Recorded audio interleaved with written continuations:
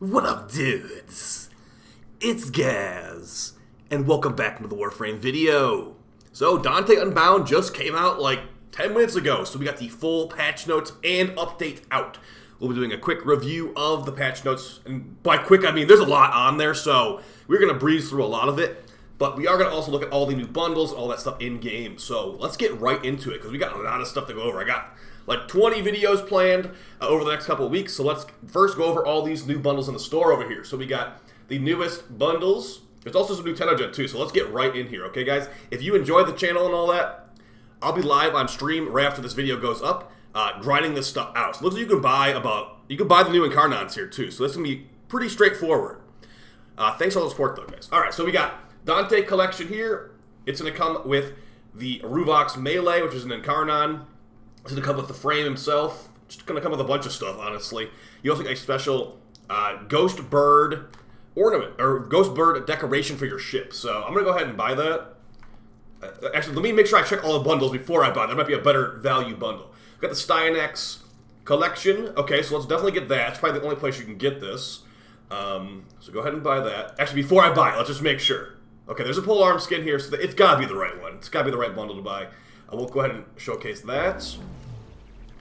Okay, we got the new Void Shell skins here in the market for Banshee, Loki, and Necros, and got some new textures too, so those look pretty cool. Definitely have to buy that. Okay. Now here we have the new Ono's Incarnon pistol. 26% crit chance, 2.4 multiplier, 220 base damage. And to build it, it's going to be... Oh, it's not even taking the Echo Vocas. Nice. So let's go ahead and buy that. I don't know why you can buy the Incarnons, but I guess it's not that surprising.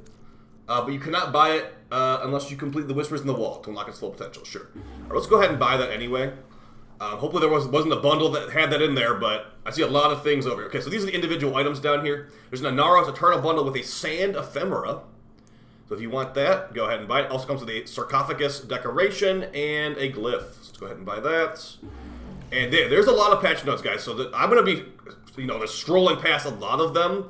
But yeah, there's really a lot of individual little patch changes on there. So we've got just a ton of stuff. If you want to individually buy, the Void Shell skin for Loki or whatever, you can do that. Here's the new Gauss emote from the trailer. So let's go ahead and grab that too. Okay, I think so. It's time to buy Dante. I have looked at all the bundles, and it looks like there is no bundle that contains the Ruvox, and it looks like some of these cosmetics are just in this bundle. And definitely this Noctua Paradigm is going to be in this bundle. It looks like you can buy individually now, too, so that's cool. Alright, let's go ahead and buy that. We'll take a look at those stats, and then we'll look at the patch notes. Alright, did I buy the Stynex skin? I think I did. Yeah, I did. Okay, so we can look at both of those. Now, there is new Tenogen as well for Southergoth and some other characters. You might also notice the ship has very different lighting right now. So, yeah, there was a lot of stuff in this update. Okay, so let's just swap to Dante first. And let's take a peek at those abilities, just numbers-wise. Okay, so he's not flying normally. You have to put the animation set on him to make him fly, it seems like. Okay, so you got the Agile animation and the Noble animation. Got it. I think I'm going to do the Agile animation for now. Let's randomize it a couple more times. His alternate helmet is the Shadow Wizard Money Gang, so looking cool. And obviously only has one skin right now. Okay, so let's go ahead and look at his abilities before we move on to some other. Here's the Noctua right here. 45% crit chance, 4.2 multiplier. That's pretty good stats. Let's just get right into those patch notes, though. I think it's about time that We've looked at the stuff. We bought the stuff. We'll put on Stynex, then we'll look at the patch notes. Stynex skin. Show me the tassels. Dang, upgrade right there. I actually like this skin a lot already. Wow, that looks so cool. Alright, where's the auxiliary? Here you go. Okay, so you can take those off. You can leave those off too. Nice. Very cool. There's a polearm skin with the bundle as well. Actually, I believe that Megan said that they're going to make it where you can buy these items without a bundle, so that's great. Okay, we got the Guandao Prime. Now, I do have a Tenogen skin for the Guandao Prime. Well, the game looks so different right now with this new lighting. I love it. Here's the new polearm skin. If that looks good to you, looks okay to me, so cool. All right, let's get into the patch notes. We've got a lot to go over. Reminder, I will be live on stream after this video goes up. We'll be probably just bullying Demolus, to be honest. So let's see what we got here. Also hunting down Omnia Fissures. Okay, so Dante Unbound update is out right now. It's also the 11th anniversary. So I'm guessing later in the day. Oh, log in now until December 31st, 2024 to get the Dex Nikana melee weapon and the year 11 anniversary glyph. Okay, so you got from now until the end of the year to get this this sword. So go ahead and just log in whenever. I didn't see it pop in my inbox, but maybe it'll go live later in the day. Deep Archimedians will be launching next week. If you didn't see my video yesterday, yeah. So you have a couple more days to get rank 5. These new missions will require rank 5 with the Cavia, so make sure you get that if you want to do the new mission. That is, it's a replacement or a substitute to Netracells. Okay, so there's a lot here. So table of contents: new Warframe Dante, new Incarnon weapon. We're gonna show those new. Actually, we didn't show the Incarnon weapons. Let's see what stats those have. Now that we're in the ship now. So it was a pistol, so let's see what the stats of the Onos are. I will be doing a full review on this in the future. Okay, the Incarnon form, alt-fire transmute, switching back. Okay, so let's see what the big Incarnon upgrades are. On consecutive headshots, increase headshot damage, dex before 4 times. On punch-through hit, plus 10% damage for 10 seconds stacks with 10 times. And the other one, hitting enemies in an Incarnon form increases the critical chance and critical damage with a fully charged blast by 5% stacks with 50 times. On kill, punch through, headshot. Okay, so looks like there's some. Wait, there's anti-crit, but no anti-crit buff here. Interesting. So not looking like the best stats on here, to be honest. Why does it have an anti-crit? Why is Elemental Excess on here? I don't see any reason you'd want to use Elemental Excess. Either way, let's see the new weapon, whatever it's called, the Ruvox. Please have good stats. 26% crit chance, 3.4 multiplier, probably with Tenacious Bond, though, to be honest. It's only impact. What is this? Okay, heavy slam attacks impale nearby enemies on void spikes, increased range, reduce max melee attack speed. Huh? Converts all impact damage into puncture damage. Weird for sure. The top Incarnons gain heavy attack efficiency for each enemy impaled with the spikes, okay. Impaled enemies are 35% more vulnerable to status chance, and enemies suffer from 5 puncture procs when impaled. These are not looking too good. I'm gonna be straight up with you. These are not looking too great right now. Maybe I'm wrong. Hopefully I'm wrong. Okay. I see nothing too crazy here. Maybe in mission they'll be crazier. Like, what kind of weapon type even is this? Okay, I gotta stop looking at this. We got some patch notes to read. It looks like it's a fist weapon. These don't look very good. Hopefully I'm wrong, though. I really hope I'm wrong, because those are new Incarnons in 2024. Okay, let's start going over this, because there's a lot of stuff to talk about. Okay, so Dante, long and short of it, Dante's abilities give you either slash procs or overguard, or both. So yeah, that's what he's mainly focused on. We'll have some Dante builds probably next week. We'll go over his helmet as well. So Light Verse gives allies overguard and increases their health. Dark Verse makes slash procs. You can like do other stuff with the slash procs. Okay, Dante's Lavarian. There does seem to be some story content. I don't want to spoil it for you guys, but there is some story content that I got as an inbox message when I signed on. And how to get Dante. Here's a lot of people want to hear about this. So how you get Dante besides just buying him in the market like I just did? You can get the drops from the new disruption node on the Cavia. There's also going to be the pity system, Lloyd's Research Dante. You can get the components and all that, unless you just bought them all like me. Maximum loadout slots have been increased because we got a new frame, Dante, so you get one more loadout slot. Potential. And there's the new Incarnon weapons. So let's hope that those are going to be good. How do you get those? You didn't just buy them. The same way you're going to get Dante, from grinding out the new disruption, and also if you want to get the pity system at the Research Dante thing. Okay, so yeah, let's hope that they're better once I Incarnon them, because that did not look too phenomenal with the weird Incarnon choices. New Dimos, we've got some disruption here. Now, they are going to be pretty tanky Demolish from what I'm thinking, so we'll have to see how it goes. But yeah, definitely stop by the stream if you want to see me try to kill those things. So yeah, those items, the pity system resource will drop in amounts of 2 to 4 on the normal path and 5 to 7 on the steel path. Additionally, there's going to be other things in there like credits and like Riven ciphers, or Riven transmuters for this stuff. The new enemy is called the Gruzzling. They will be taking your disruption keys and running off with them. If you kill it, it will be dropping Entrati Lanthorns, Echo Voca, or some of the common melee arcanes that's removed from Netracells. because Netrocell's no longer drop the arcanes that are not legendary. Speaking of which, yeah, you can do your Netrocell start today, guys, as the Deep Archimedeans will not be here until next week. Okay, so moving on, there's like around 15 new rooms in the Albrecht's Laboratory tile set, so the missions should feel very different. Okay, new Soma Cord fragments in the Albrecht's Laboratory, so that's cool. Weekly Archon Shard has been moved to Bird 3 for 30,000 rep. Okay, so only 1 day's worth of rep. If you're under MR like 20 or whatever, it is going to be multiple days of rep, so be aware of that. 30,000 rep for a shard each week from Bird 3. Okay, because nobody wanted to do the call missions anymore, including me, but I'm going to do them anyway. Netrocell drop table changes. So they've removed, like I said earlier, they removed all those non-legendary arcanes from the Netrocells. So now the only, air quotes, bad drop is the melee arcane adapter. But that's still like 50,000 rep to some people. Okay, so they've adjusted the drop rates because they removed a bunch of the bad stuff. Now Tau Forged shards are at 4.17% drop rate. It used to be 2.5. So that's great. They also doubled the drop rate, or nearly doubled the drop rate of Melee Crescendo and Duplicate. Spoiler, I'm going to be using Melee Crescendo in some future videos a lot, so you should definitely get this one. It's really good. And Melee Duplicate I have not messed with enough, but we'll see. It's probably still really good, too.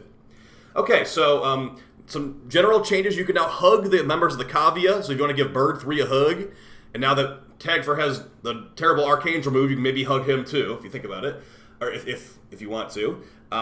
There's new finishers on some enemies. Some enemies, like the Hollow Vein, are now vulnerable to abilities. So the Hollow Vein, like the crazy snake enemy, is now vulnerable to Warframe abilities. So that should mean the Strangledome for Korra finally works.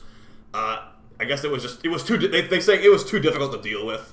Enemy is already fairly strong, and resistances ahead were mostly invisible to players, which made it even more difficult to deal with. Yeah, I was like, why does that thing not get whip-clawed most of the time? That was apparently on purpose. They've rebalanced the Hollow Vein and the Anatomizer to be less of a bullet sponge. That's too bad. That was kind of fun to me. Well, now I'm going to definitely overkill everything in this new mission. Because I took yesterday off of streaming, but I was like making Warframe builds all day long, basically. So I am like over-prepared. So definitely come by the stream for that. Rogue Bone Widows can now be spawned in the Albrecht's Laboratory. Okay, so that means you're going to either have a Void Rig or a Bone Widow now when that thing sets off the alarm. Okay, Steel Path missions starting. Okay, so now Acolytes will properly spawn in the Steel Path missions launch from the actual city, so that's great. So a bunch of these things are just little changes, like fix the lumbering fragment, never ending up in Grendel's belly. Yeah, I noticed that too when I was testing out Grendel the other day. So yeah, there's some good changes in here. The Anatomizer could not be disarmed by Loki's radial disarm. Yeah, okay. You still have the Styanax Deluxe, look good. So there's a bunch of little changes in here that aren't super phenomenal, or aren't super impactful, rather. They're good changes, it's just not really the most important changes to me. We got some new Tenogen here, new Sevagoth stuff. Look at that Gyre skin, looks like a new character. Amazing new Gyre skin. Those are available today. We already showed some of the new in-game market bundles. There's that new Anaros Sand Ephemera as well. The Void Shell skins, we did briefly just show the bundle of that. There's some new textures with that. Redliner Emote, we just showed that. The permanent rabbit ears will be available on April 3rd, so like next week. So cool. We got Community Glyph Pack.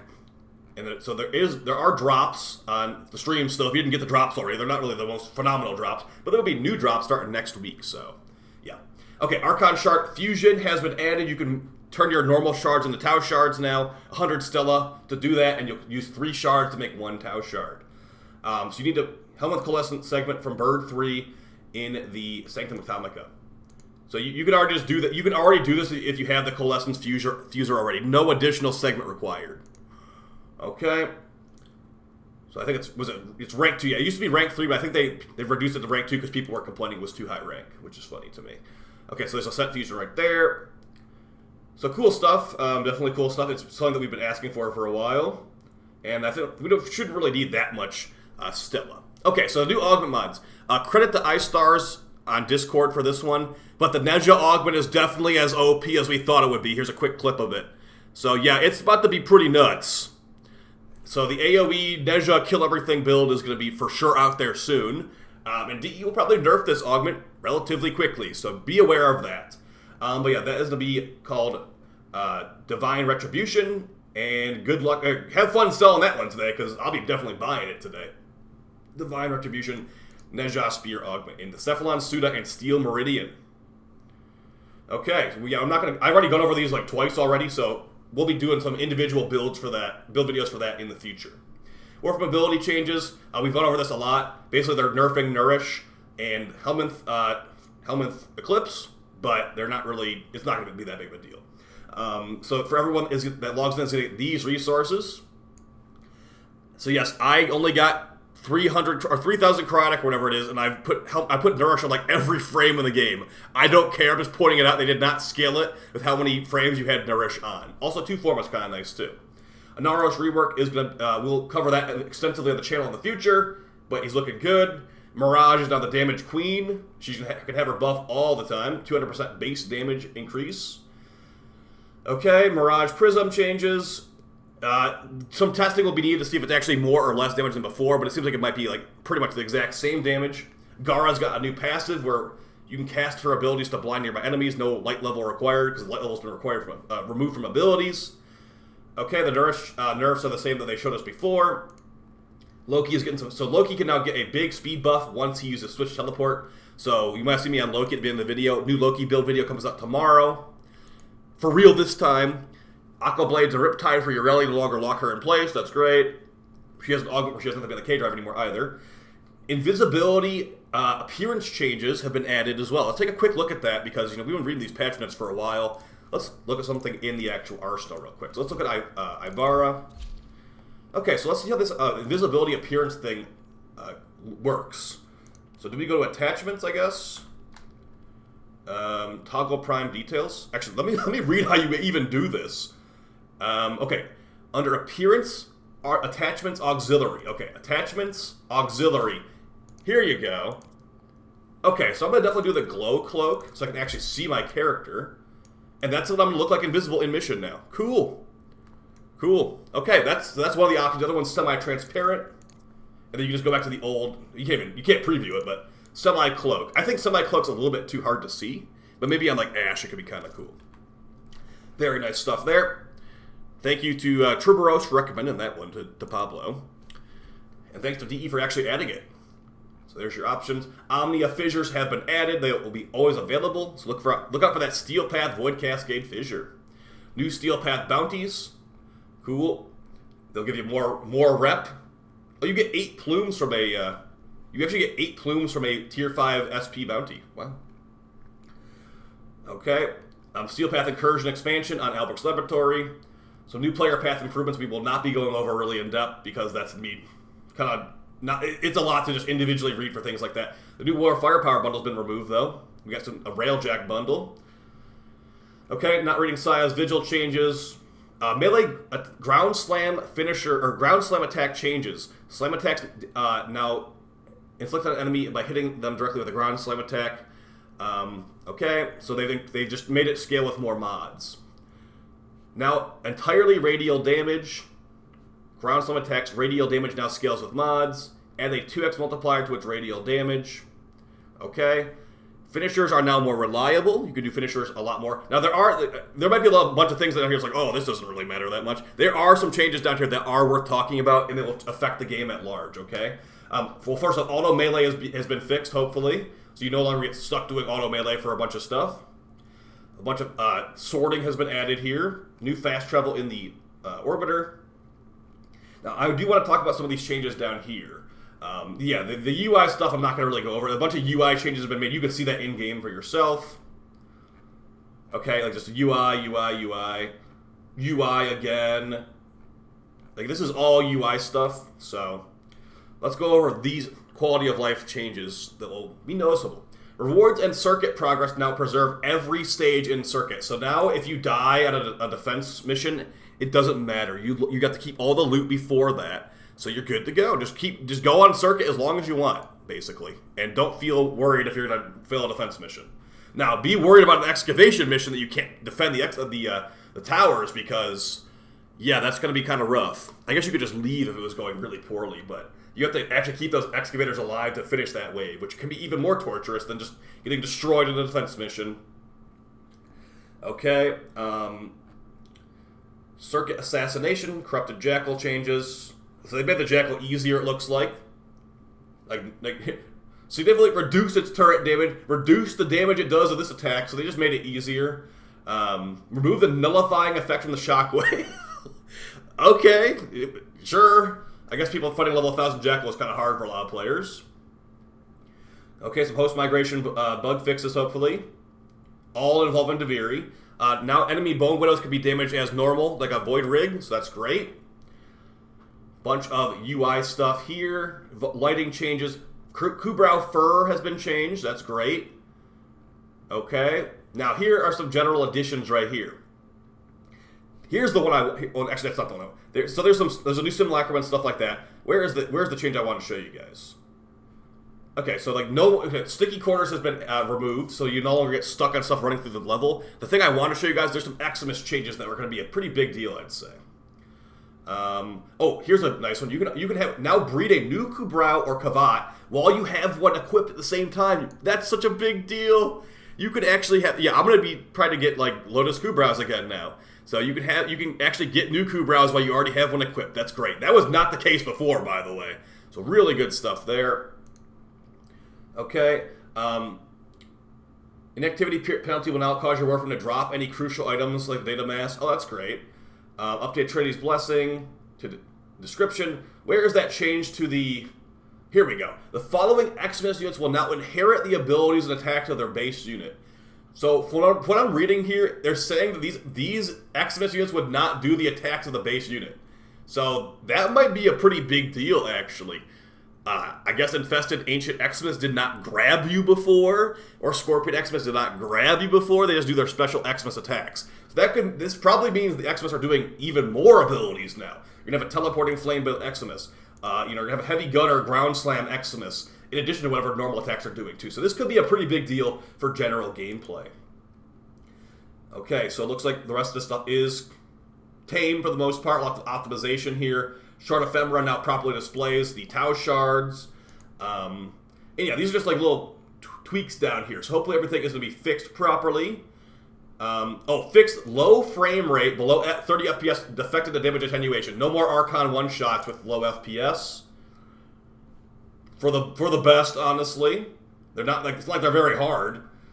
Okay, and then general fixes down here. So that is going to be basically your patch notes, guys. Unless you want to read through every little individual fix, I will link that down below if you want to read all this stuff. There's a lot of fixes on here, as you can see. That's really awesome. But yeah, looks like the update's going to be pretty nice. We're going to have the new Kavia Disruption. We're going to have Dante and all his floating glory. Let's see if I can float to the front door of the Orbiter. Oh yeah, looking cool. Does he have a custom dash? Oh, he does have a custom dash. Very nice. Oh yeah, it's like a quick peek at the Omnia Fissure. So there's a conjunction. Yeah, there's a conjunction. Oh, there's actually two Omnia Fissures available right now. Conjunction Survival and Alchemy. Interesting. So that's on the Steel path. Is there one on the normal path right now? There is a normal path Conjunction Survival as well. So it's Circulus on the normal path, and on the Steel path it is...